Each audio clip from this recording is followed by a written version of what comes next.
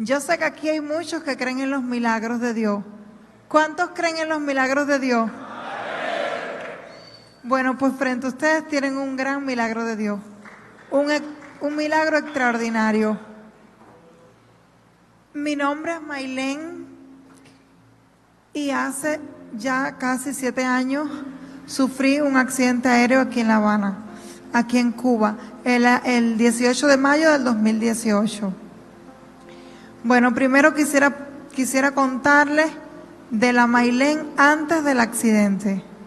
Bueno, yo, una joven de 19 años, vivía en ese momento en Holguín.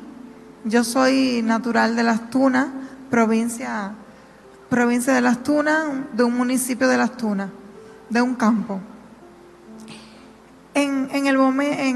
Antes del accidente estaba viviendo en Holguín. En febrero del 2018, del mismo año del accidente, me casé, estaba casada. Y bueno, ese día 18 de mayo estaba con mi esposo aquí en La Habana, que vinimos a hacer una gestión. Antes del accidente, yo era una muchacha joven, 19 años, saludable,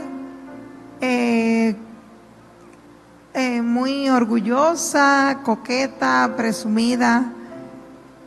Y bueno, el 18 de mayo la vida me cambió. Ese día, estando aquí en La Habana, ni siquiera teníamos pasaje, no teníamos boleto para viajar. Fuimos para el aeropuerto, allí pudimos conseguir 2 pasajes para poder ir para Holguín, que íbamos para allá, porque estábamos aquí en La Habana, ni siquiera de paseo, andábamos resolviendo mi esposo iba a renovar su pasaporte, porque él vivía en Estados Unidos en ese momento. Ese día fuimos para el aeropuerto. Quiero aclarar que muchas de las cosas que voy a contar me las contaron porque yo no recuerdo vivirlas, y otras son de las pocas que yo recuerdo. Ese día fuimos para el aeropuerto y, como ya dije, resolvimos el pasaje. De lo que pasó en el aeropuerto recuerdo muy poco. Recuerdo cómo estábamos allí, luego no iba a viajar el avión, no iba a volar, iban a poner guaguas hacia Holguín, y nosotros nos molestamos porque nos sentimos mal, porque teníamos planes para hacer en Holguín ese día, y bueno, si ponían guaguas nos iba a tardar mucho tiempo llegar a Holguín. Pero bueno, al final el avión decidió salir. Y según lo que cuentan, no había pasado ni 3 minutos cuando el avión despegó y el avión se estrelló y cayó allí mismo cerca del aeropuerto. De ese día, lo que sé, cómo me rescataron, fue porque me lo contaron, porque yo no recuerdo nada, yo perdí la conciencia. La persona que me rescató personalmente me lo contó porque lo conozco y me llevo muy bien con él. Uno de los que me rescató dice que yo estaba, que él sintió una persona que lloraba, que se quejaba, y él se acercó. Ya habían pasado varios minutos, ya habían rescatado a muchas personas, ya ahí estaba todo, estaban los bomberos, todo estaba allí. Yo no fui la primera que rescataron, no. Dice que ese día él sintió una persona que se estaba quejando como de dolor, y él buscaba hasta que me encontró en un árbol. Yo estaba en un árbol, parece que yo caí en un árbol. Yo caí en un árbol, él me encontró en un árbol y yo estaba con todo y el asiento y el cinturón del avión. Fue como, yo siempre lo describo así como si el avión escupiera mi asiento donde yo iba, y cayó ahí en un árbol. Allí él me encontró, él me puso la mano en el corazón y él descubrió que yo estaba respirando. Y él dijo, aquí hay una viva. Y bueno, ya salió corriendo y me llevaron para la ambulancia. y ya me llevaron para el Hospital Calixto García, que ahí fue donde comenzó todo, ahí comenzó todo porque ahí fue el primer hospital en el que ingresé grave, en estado crítico extremo. Al segundo día, en ese mismo hospital, Calixto García, en ese hospital me operaron. El segundo día yo estaba en shock y aún así me operaron. Bueno, los médicos que están aquí deben saber, yo estaba en shock y en shock me operaron la columna porque tuve una lesión medular a causa del impacto. Me operaron los neurocirujanos y todos los médicos de esa especialidad, neurólogos, neurocirujanos. Y ese mismo, a los 2 días, estando en shock, me operaron mi columna. Tuve una lesión medular para ponerme aros de titanio y así lo hicieron. Y bueno, gracias a Dios, todo salió bien en esa operación que fue el segundo día. Bueno, después fueron muchas las intervenciones quirúrgicas porque yo estaba en estado crítico extremo. También por la lesión medular, mis signos vitales no estaban bien, perdí mucha sangre, me tuvieron que transfundir mucho. Fueron muchas las intervenciones y los procederes médicos que recibí ahí en el Hospital Calixto. Algo que fue una de las cosas que más me marcó, como les dije, muchas cosas que yo viví. De hecho, nada de lo que yo viví ahí en el Calixto García yo lo recuerdo. Muy poquitas cosas, poquitas. Los psicólogos dicen que eso es un mecanismo de defensa. Yo creo que es Dios cuidándome de que no recordara quizás esas cosas tan tristes, porque el tiempo más triste que yo viví, la etapa más difícil fue en el Calixto García porque todo el tiempo estaba en crítico extremo.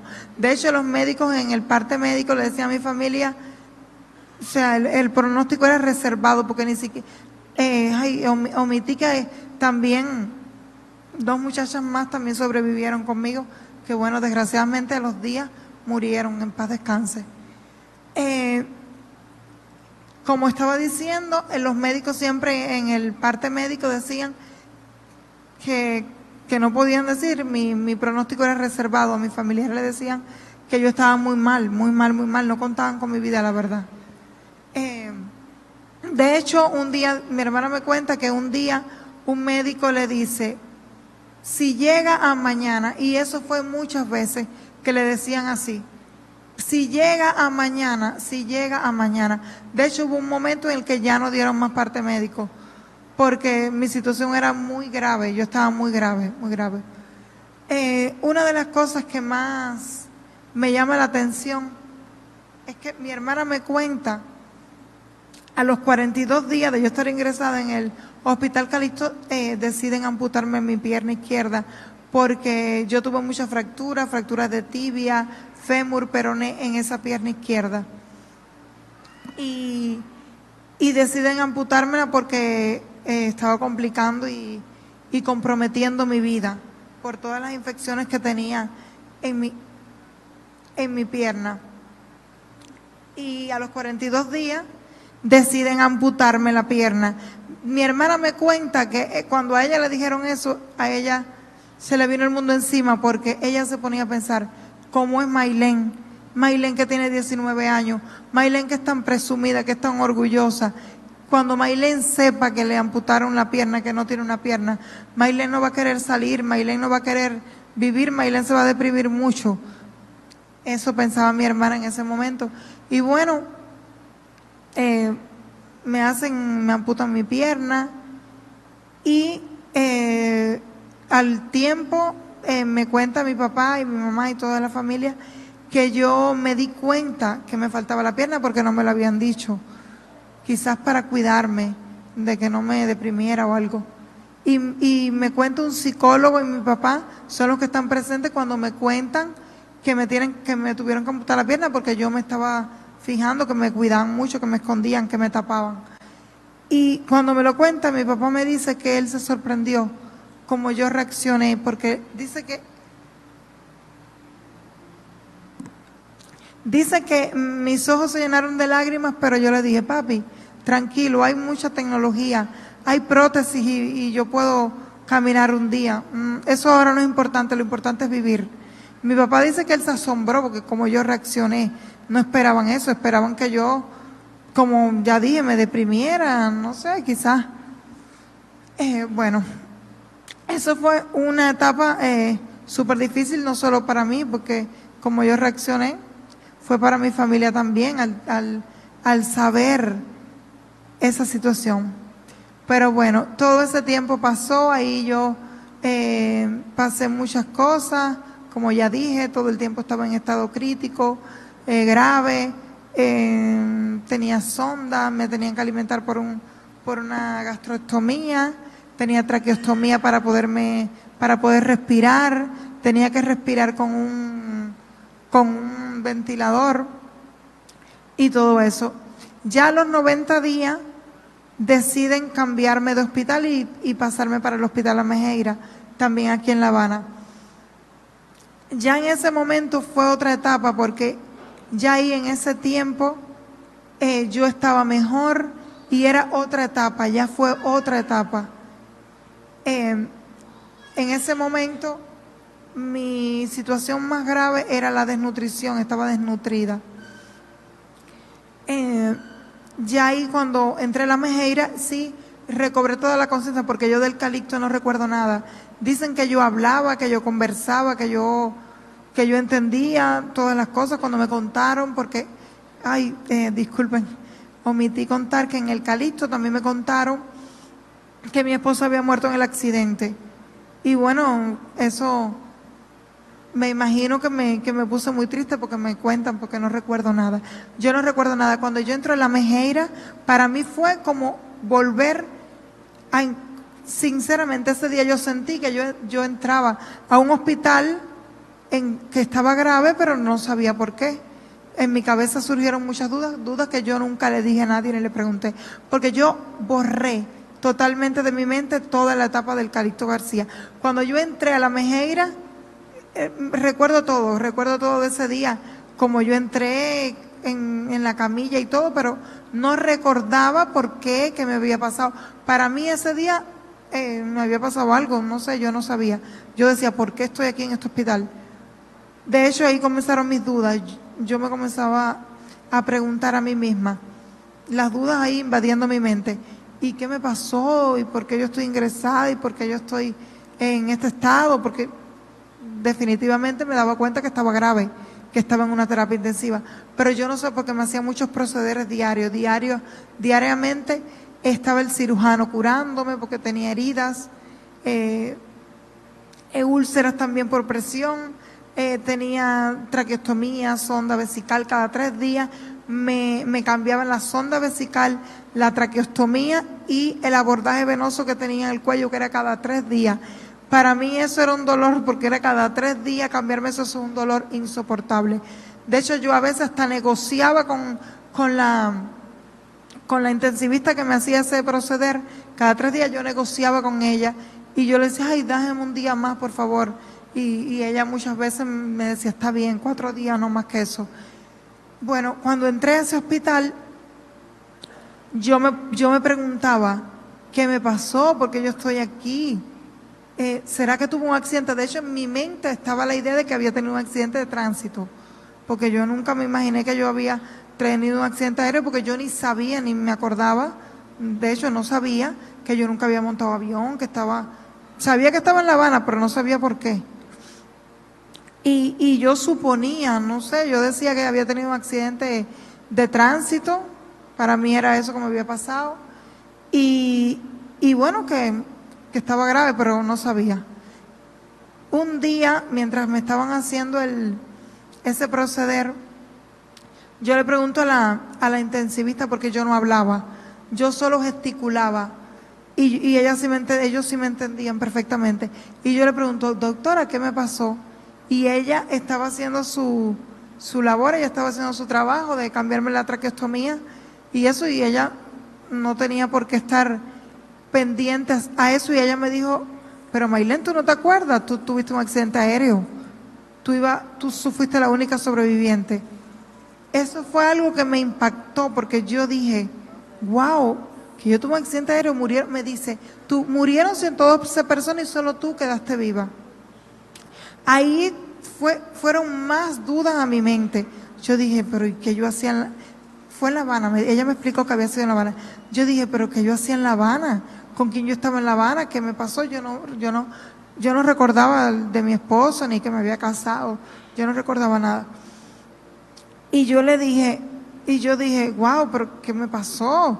¿Qué yo hacía en La Habana? ¿Con quién yo estaba en La Habana?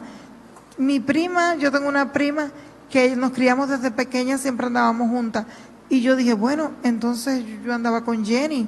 Entonces Jenny murió. Todo eso era una lucha interna, eso era una lucha en mi mente. Yo todas esas cosas las tenía porque tenía temor a preguntar y que me dijeran, la verdad que me dijeran, andabas con tu prima, que es como si fuera mi hermana. Que en ese tiempo ella estaba en el hospital, pero no le permitían verme porque tenían miedo, cómo podía reaccionar ella o yo cuando la viera. Entonces ahí empezó mi duda mucho tiempo, hasta que poco a poco me fui dando cuenta de cosas, una canción que me pusieron, que un rapero me había hecho, donde hablaban y ahí fui recordando y fui preguntando, poco a poco supe que iba con mi esposo, después vi a mi prima porque ella fue, me dio tremenda alegría cuando la vi en la puerta porque yo dije, wow, no fue con Jenny. Y ya después supe que había sido con mi esposo, que había viajado y que había fallecido también. Y ya no recordaba nada de lo que había vivido con él, no recordaba nada. De hecho, ni lo recordaba él. Fue después que fui dándome cuenta quién era en las fotos y ya después sí, ya recordé todo, gracias a Dios, ya todo lo recuerdo, todos los momentos que vivimos, todo lo recuerdo con mucha alegría y cariño. Bueno, todo ese tiempo que estuve en el Amejeira, que fue 90 días, fue desde agosto. No fue todo ese tiempo fue luchando, ahí ya fui mejorando, ahí se me vio la mejoría, porque yo ya podía estar conmigo los familiares en la terapia intensiva del Hospital Amejeira en el piso 5, que es creo que de las pocas terapias que permiten acompañantes. Creo que eso fue una de las cosas que me ayudó mucho, porque yo estaba permanentemente, solamente en el tiempo que iban a hacerme los procederes médicos, que no podía haber nadie, pero todo el tiempo era con mis familiares, que fueron de gran apoyo, de mis amistades, mis familiares, mis primos, mi padre, mi madre, mi hermana, todo ese tiempo, que fue muy, muy bueno porque fui mejorando poco a poco con la nutrición, fue algo que me ayudó muchísimo, es algo que yo siempre tengo presente y siempre que puedo le doy consejo a las personas y le digo que la nutrición es importantísima para la recuperación de una persona. Eso fue algo que me ayudó mucho. Y todo ese tiempo de los 3 días, cambiándome el abordaje, también fueron tiempos muy difíciles. Hubo un momento en el que mi complicación mayor era la desnutrición y unas lesiones que tenía, unas úlceras y una herida, porque tuve una herida que me hice, parece, cuando caí en el impacto, una herida en un glúteo que me cabía, dicen las personas describen que cabía un puño completo. Y esa herida y las úlceras que tenía era lo que más complicaban porque tenía muchas infecciones, era mucho antibiótico, demasiadas cosas, demasiado medicamento. Y ese tiempo, un día, un médico conversó conmigo, el traumatólogo, el especialista en traumatología y el cirujano conversaron conmigo y me dijeron, mira, la otra etapa que viene es la de la rehabilitación, porque ya ahí yo sí sabía que había tenido una lesión medular, una tetraplegia. Yo no podía mover ni los brazos, nada, yo estaba totalmente inmóvil, yo no podía mover ni el cuello ni la cabeza, nada, yo estaba totalmente inmóvil, paralizada.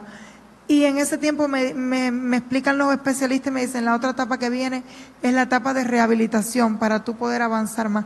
Pero esto no puede todavía seguir en la terapia intensiva en estado de grave. Los médicos me dicen, la otra etapa que viene es la etapa de rehabilitación. Pero antes, por supuesto, para estar bien, el problema mayor eran las infecciones por las heridas y por las lesiones y la desnutrición.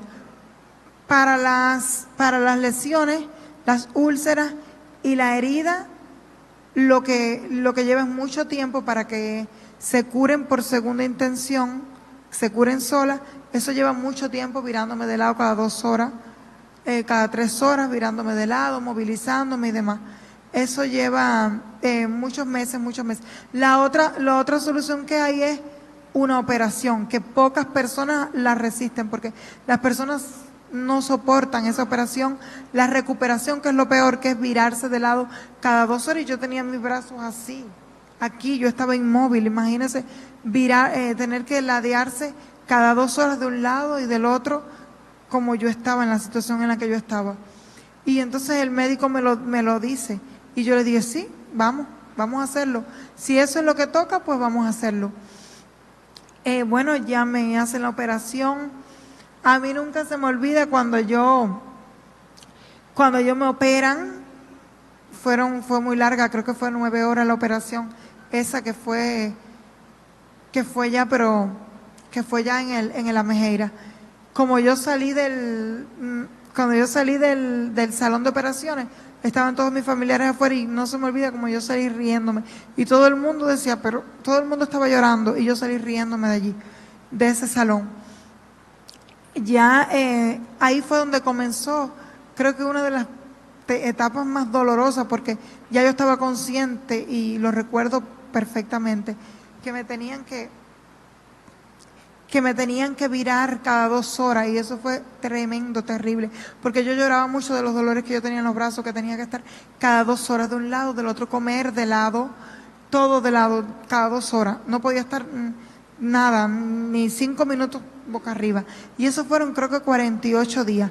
Después de eso ya mi operación fue un éxito tremendo. Y ya después de ese tiempo, ya comencé a mejorar, porque eso fue lo peor. Eso era lo que más me comprometía. Ya comencé a mejorar, mis signos vitales comenzaron a mejorar. La alimentación ya estaba alimentándome por sí sola, comida normal. Ya me habían quitado la gastrostomía, empecé a mejorar. Una vez me trasladaron para una sala abierta, y ya de ahí iba a trasladarme para el centro de rehabilitación en el Sirén, que es donde me trasladaron.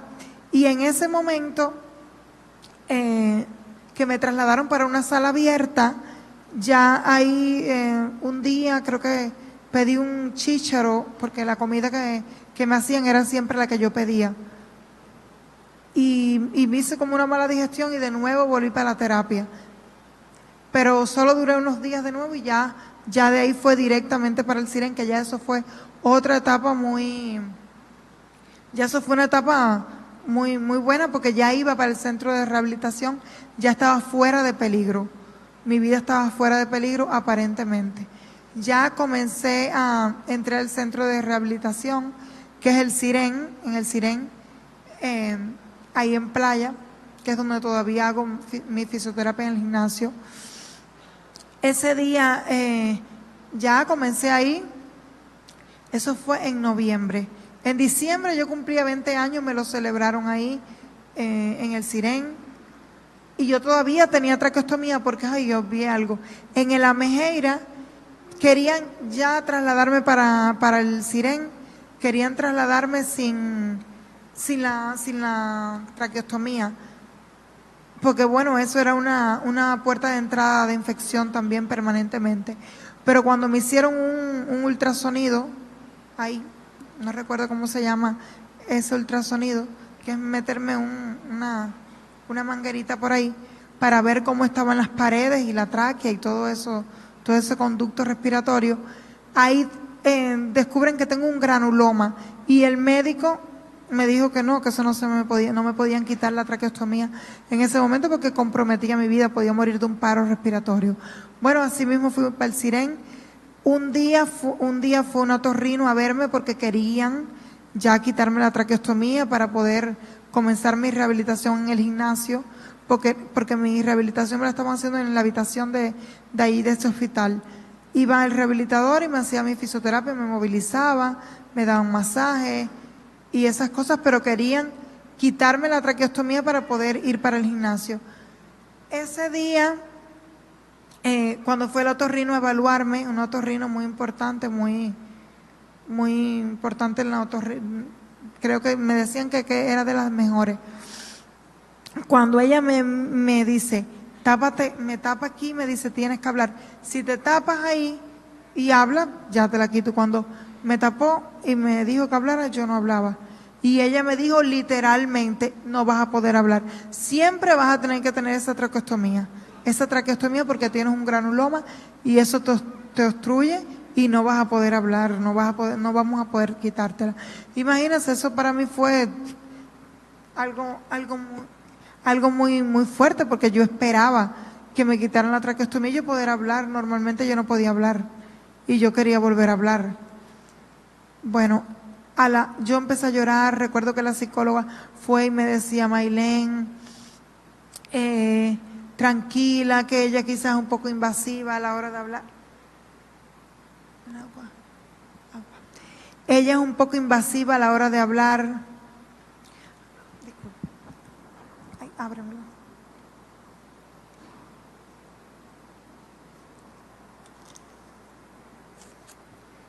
Gracias. No te preocupes por lo que ella dice, que ella es un poco invasiva. La psicóloga dándome ánimo. Entonces yo, ya a los 7 días volvió la otorrino a hacerme la misma prueba. Cuando el otorrino me tapó, yo comencé a hablar. Amén. Yo comencé a hablar y automáticamente ella me retiró la traqueostomía ahí en ese momento. Ya eso fue algo muy grande. Hasta ahí, cabe resaltar que hasta ahí yo no entendía que era Dios, yo no entendía que era un propósito de Dios. Hasta ahí yo no entendía eso como lo sé ahora. Hasta ahí yo no sé, ni me pasaba por la cabeza qué era. Ya después, en ese mismo tiempo, creo que fue en el mes de enero, que fue después de mi cumpleaños, cogí una gripe muy fuerte y tuve un broncoespasmo, un paro respiratorio, y tuvieron que volver a llevarme para la terapia, ahora en este caso para el CIME, para el hospital CIME. Ya ahí ya no tenía ni traqueostomía, ni sonda vesical permanente, ni nada, ya no tenía nada, pero bueno, volvieron a ponerme la sonda y querían volverme a abrir una traqueostomía, pero bueno, no fue y salí de la gravedad y comencé a rehabilitar en el gimnasio. Ya iba al gimnasio desde el hospital en una ambulancia. Entonces, hasta aquí fue toda la etapa de gravedad. Ya comencé el gimnasio. Hasta aquí no. Yo, en mi familia, sí, desde el Calixto García tenían apoyo espiritual. Había muchos pastores que estaban presentes, que llamaban a mi familia, que hablaban con ellos, que oraban por mí, miles de personas que se lo decían, pastores que hablaban con ellos. Un primo que es cristiano estuvo ayudándoles, hablándoles, les regalaban Biblias, les hablaban de Dios. Recuerdo que mi papá y mi mamá iban, y mi hermana y todo, y me ponían alabanza, pero yo no entendía, yo no conocía de Dios, yo no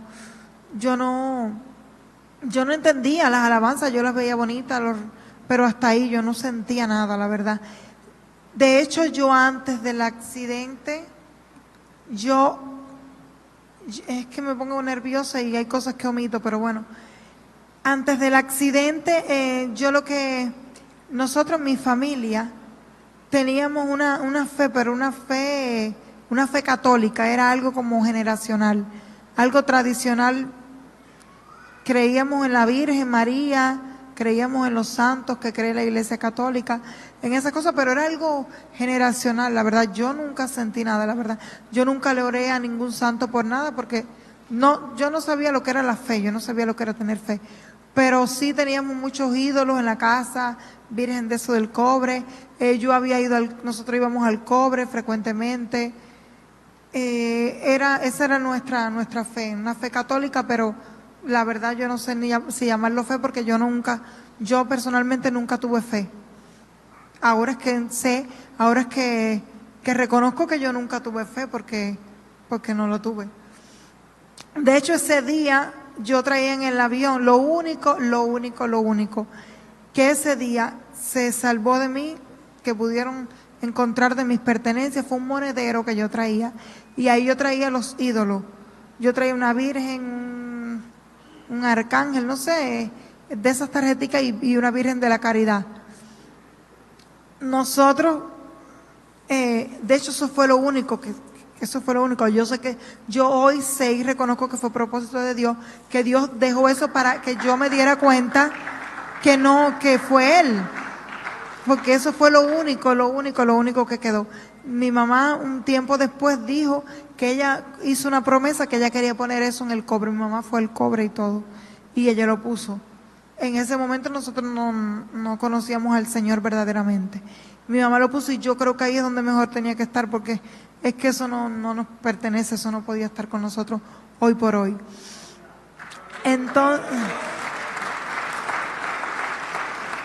Entonces, eso era algo que se me había olvidado decir, es algo muy importante. Ya después viene el tiempo donde comienzo el gimnasio. Ahí ya yo comencé a utilizar mi teléfono, podía un poquito con las manos, que me costaba muchísimo, pero ya comencé a utilizar el teléfono, mis redes sociales antes del accidente, y comencé a hablar con muchas personas.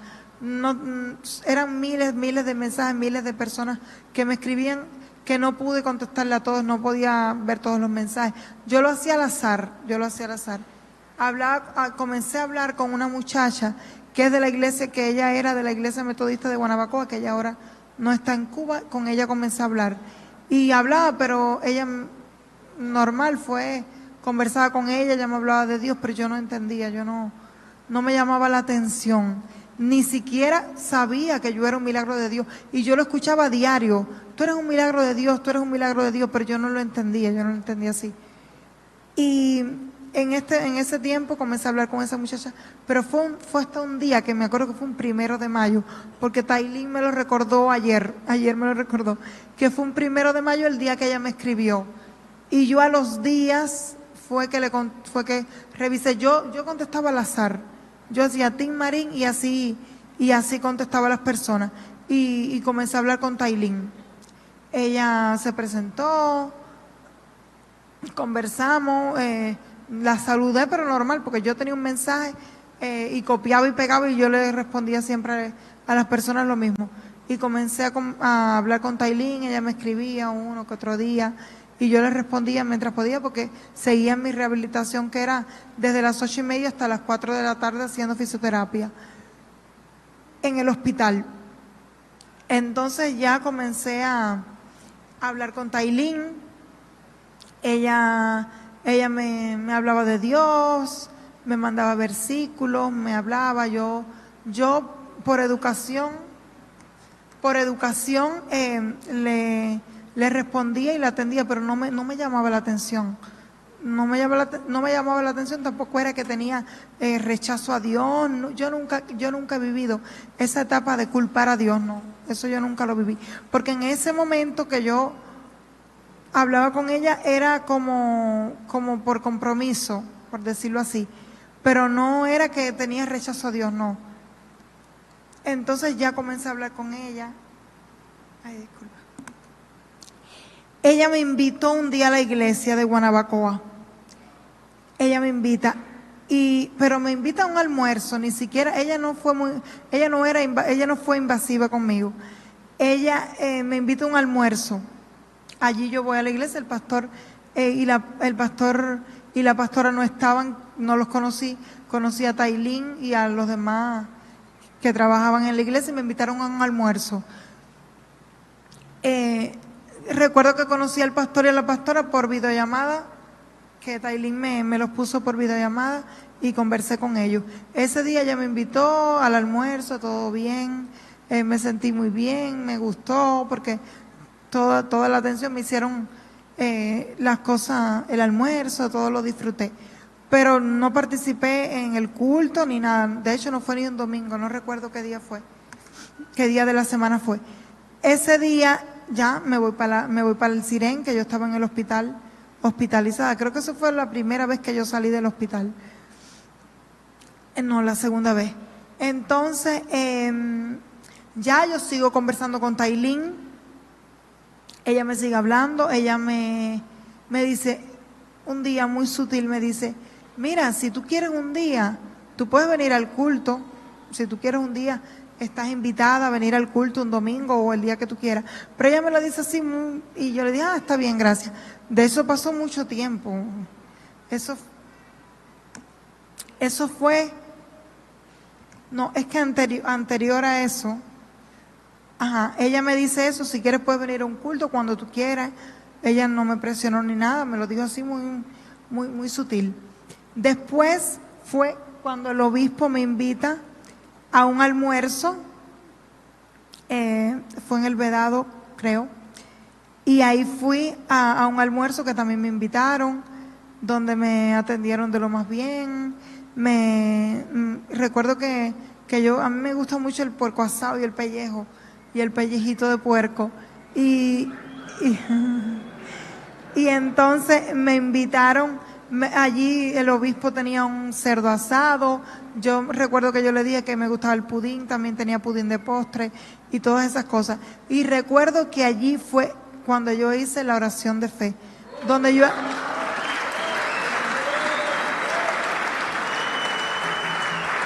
Ese día con el obispo, él fue el que me hizo la oración de fe.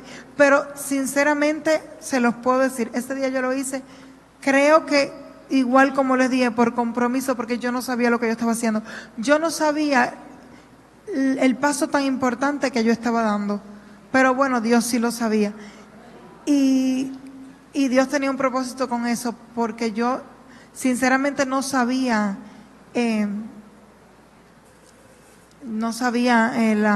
la importancia de lo que yo estaba haciendo. Fue después, como ya les dije, Tailín me dijo, tú puedes venir al culto cuando tú quieras, solo tú tienes que decirme. Pasó mucho tiempo, yo seguí hablando con ella. Recuerdo que comencé a leer la Biblia, porque ella me dijo, lee la historia de José, que a mí me gusta mucho porque yo siento que se parece mucho a tu historia, te vas a identificar mucho con esa historia. Y yo comencé a leer, lo primero que yo leí en la Biblia fue la historia de José en Génesis. Ahí comencé a leer la Biblia y me llamó la atención hasta que un día le dije a Tailín, quiero ir a la iglesia, quiero ir al culto. Y fue un domingo, para la gloria de Dios, que fui a la iglesia de Guanabacoa y fui al culto. Ahí me sentí bien, me gustó. Luego, yo estaba también un poco delicada de salud, porque yo tenía disautonomías que son producto de la misma lesión medular, sudoraciones, calor también, tenía que orinar cada un tiempo, y bueno, iba así, no iba siempre, iba una vez, de aquí a 2 meses iba de nuevo, y así. Ya después, yo sigo leyendo la Biblia. Yo no sé ni en qué tiempo fue, porque es que Dios hace las cosas así. Dios hace las cosas progresivamente, pero a veces uno ni sabe en qué momento Dios las hace, pero Dios las hace. Comencé, eso fue todo así, como paso a paso. Dios me iba preparando. Comencé a leer la Biblia, ya empecé a darme cuenta que todavía yo tenía en mi casa Y en mi cuarto, ahí en el Siren, todavía yo tenía imágenes de la Virgen María y esas cosas que se tienen, que tienen los católicos. Todavía yo tenía esas cosas. Y ya yo ahí me di cuenta que eso era idolatría. Ya cuando fui leyendo la Biblia, todo eso fue la Biblia hablándome. Yo fui descubriendo, eso es idolatría, eso yo no tengo que tenerlo. Yo quiero sacar todos esos ídolos de mi cuarto. Yo no quiero tener más ídolos.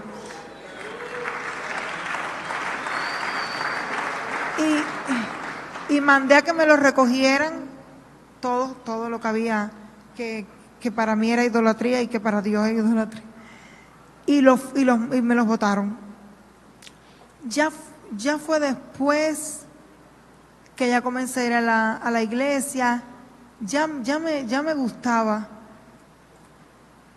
Ya me gustaba y ya sentía que verdaderamente era un propósito de Dios, que Dios tenía un propósito con mi vida. Ya entendía las palabras de las personas cuando me decían, eres un propósito de Dios. Dios tiene grandes cosas para tu vida.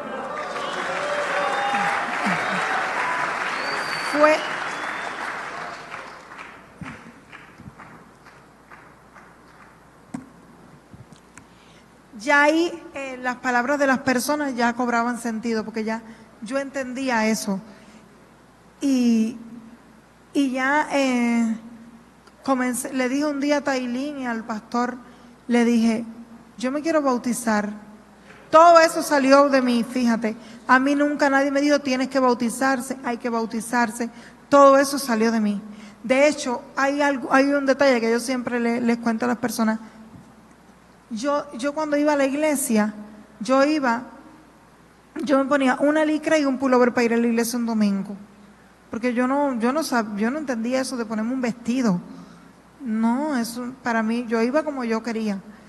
Y ya después, es que Dios todo lo cambia, Dios cambia los gustos, Dios lo cambia todo. Y ahí fue donde vino que yo dije, ¿cómo yo voy a ir así a la iglesia? Yo quiero ir en vestidos a la iglesia. Y ahí comencé a ir a la iglesia en vestidos. Eso fue una transformación. Dios tiene su tiempo para transformarlo. Unas veces más lento, pero es en el tiempo necesario. Él tiene su tiempo. Y comencé, y ya un día dije, yo quiero bautizarme. Es necesario, yo quiero bautizarme. Me bauticé. Y ahí fue el tiempo más... iba más a la iglesia, comencé a ir más a la iglesia. Ya tuve un tiempo, que eso fue en el año 2022 exactamente.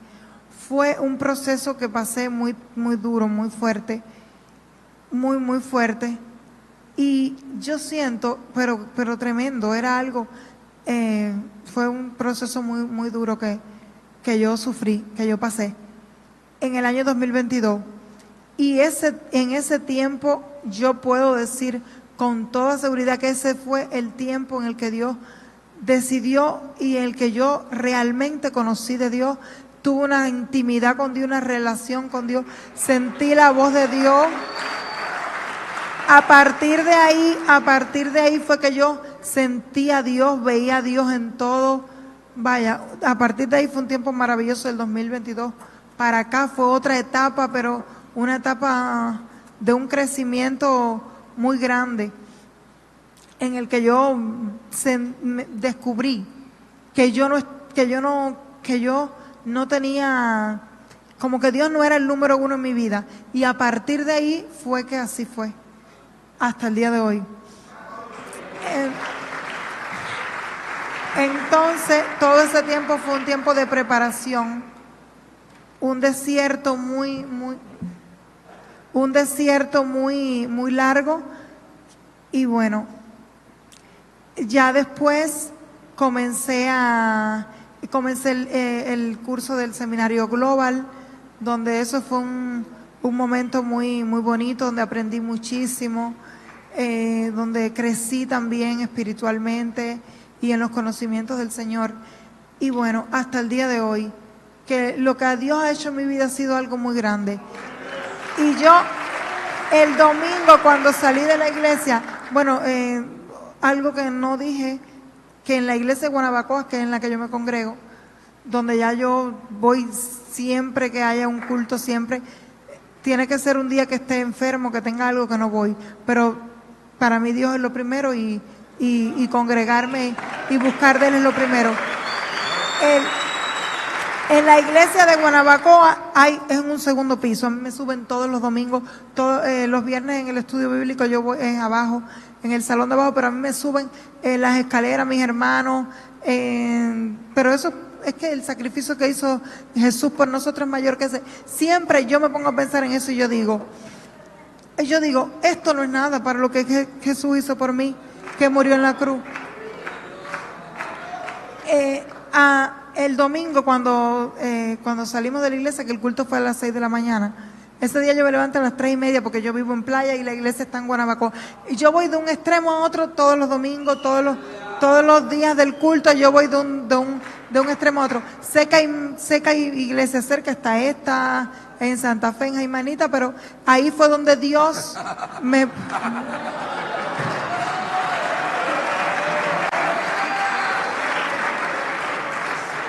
Ahí fue donde Dios me puso y ahí es donde sé que donde ha sacado fruto a través de mí para su gloria. El domingo cuando venía de la iglesia me decía una hermana, venía conversando con una hermana que alcanzamos y yo le estaba hablando a ella, y hablamos, ella hablaba de su experiencia con el Señor y yo hablaba de la mía.